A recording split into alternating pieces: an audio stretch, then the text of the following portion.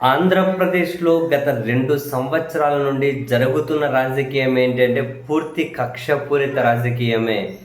TDP అధికారంలో ఉంది కాబట్టి, ఆ కూటమి వైఎస్ఆర్ కాంగ్రెస్ పార్టీ వాళ్ళు బాధితులుగా మారుతున్నారు అంటే, రాజకీయ కోణంలో అర్థం చేసుకోవచ్చేమో.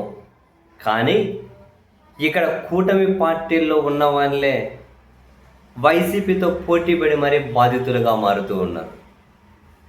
ఇందులో ఉన్న వాళ్ళే పోటీలు పడి మరీ బాధితులు అవుతూ ఉన్నారు. అధికార కూటమిలో ఉన్న వాళ్ళే టీడీపీ జెండాలు మోసిన వాళ్ళే, జనసేన జెండాలు మోసిన వాళ్ళే. అయితే ఇక్కడ గమ్మత్తు ఏంటి అంటే, జెండాలు మోయించుకోవడం వరకు వాళ్ళ పని. అండ్ వీళ్ళు ఆ జెండాలు మోసేటప్పుడు ఏ వైఎస్ఆర్ కాంగ్రెస్ పార్టీని అయితే దారుణంగా తిడతారో, వీళ్ళకి కష్టాలు వస్తే ఆదుకోవడానికి మళ్ళీ ఇదే వైసీపీ వాళ్ళే ముందుకు రావాల్సి వస్తుంది. ఇదే వైసీపీ వాళ్ళే లీగల్ సహాయం అందించాల్సి వస్తుంది, మాట సహాయం అందించాల్సి ఉంటుంది.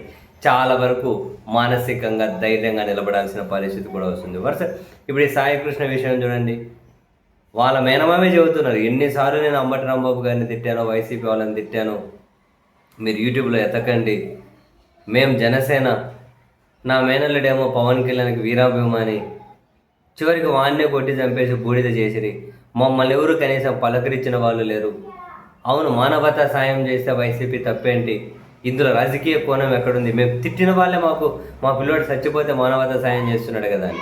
నిజంగానే వైఎస్ఆర్ కాంగ్రెస్ పార్టీ వాళ్ళు కనుక వాళ్ళకి అండగా నిలబడకపోతే వాళ్ళ రోదనలు అన్నీ కనుక ఆ కృష్ణానదిలో కలిసిపోయేవి, ఆ ప్రకాశం బ్యారేజీలో కలిసిపోయేటివి.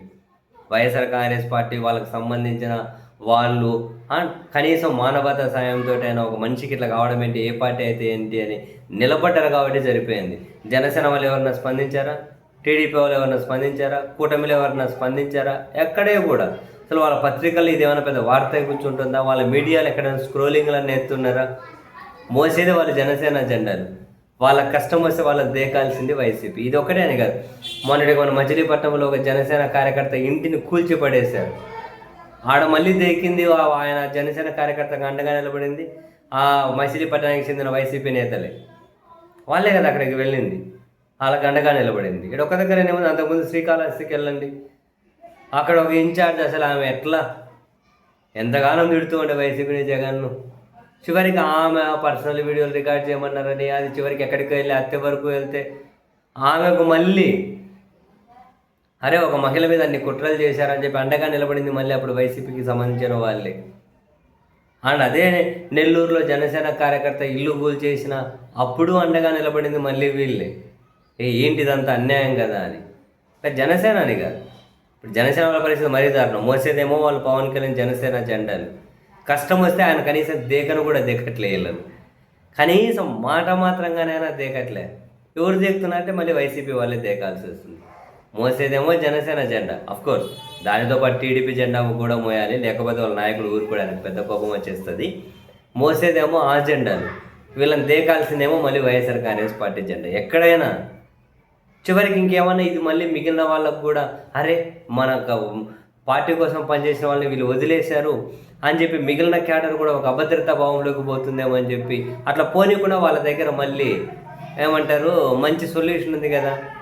ఎవరైతే బాధితులుగా మారారో టీడీపీ జనసేనలో ఎవరినైతే గాలికి వదిలేశారో వాళ్ళకి వైసీపీ నిలబడింది అనుకో, మాట సాయమైనా ఇంకో సాయమైనా, అదిగో వీళ్ళు వైసీపీ కోవట్టులు, వైసీపీ అమ్ముడు పేరు ఒక ముద్ర వేసేస్తే ఓ వాళ్ళు వాళ్ళ అని చెప్పి మిగతా క్యాడరు మళ్ళీ గొర్రెలాగా బానిసలాగా వాళ్ళ పని వాళ్ళు చేసుకుంటూ పోతారు అని. వ్యవస్థలాగా పనిచేయకపోతే దాని చేతిలో అందరూ బాధితులుగానే మిగులుతారు. కొన్ని వేల సార్లు మాట్లాడుకున్నాం, మళ్ళీ మాట్లాడుతున్నాం. ఆయనకైనా అదే పరిస్థితి కదా. రీసెంట్గా జరిగింది దెందులూరు ఈడుపుగంటి శ్రీనివాస, ఎవరైనా lawyer, TDP legal cell vice president అట. చివరికి ఆయన పరిస్థితి కూడా ఏమయ్యా, చివరికి మళ్ళీ ఆయనకు అంతో ఎంతో మాట సాయమైనా చేయాలి, మద్దతుగా నిలబడాలి అని కూడా మళ్ళీ వైఎస్ఆర్ కాంగ్రెస్ పార్టీ కోణంలో అని కాదు. ఆయన ఇంటి మీద ఒక ఎమ్మెల్యే వెళ్ళి అంతమందిని వేసుకొని పోవడం ఏంటి, అది కరెక్ట్ కాదు కదా అనే కోణం. వీళ్ళు మోసిన జెండాలు వీళ్ళని కాపాడలే, బాధితులుగా మారుతుంటే వీళ్ళు తిట్టిన జెండానే వీళ్ళకి మద్దతుగా ఉంది. భలే గమ్మత్తుగా ఉంది.